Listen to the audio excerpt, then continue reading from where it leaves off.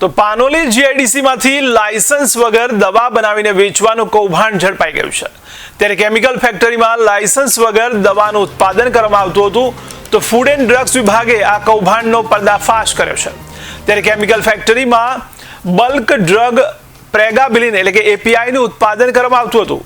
ત્યારે પ્રેગાબેલિન એપીઆઈનું ઉત્પાદન કરી અમદાવાદમાં વેચાણ કરવામાં આવતું હતું। ત્યારે કોમ્પ્યુટરમાં જાતે જ ટેસ્ટ રિપોર્ટ કરતા હોવાના કૌભાંડનો પણ પર્દાફાશ કરવામાં આવ્યો છે।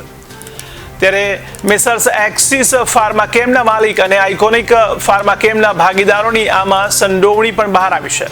ત્યારે આઇકોનિક ફાર્માકેમ નામની કંપનીમાં આ દવા બનાવાતી હતી અને ખોરાક અને ઔષધ નિયમન તંત્રના કમિશનર ડોક્ટર એચજી કોશિયાએ જણાવ્યું છે કે તંત્રને મળેલ બાતમી મુજબ એપીઆઈનું ટ્રેડિંગ કરતી એસ્ટીમ એન્ટરપ્રાઇઝ અમદાવાદને ત્યાં દરોડા પાડતા અંદાજિત 85 લાખની કિંમતનું 4300 કિલોગ્રામ પ્રેગાબેલિનનું વેચાણ કર્યાના પુરાવાઓ પણ મળ્યા હતા।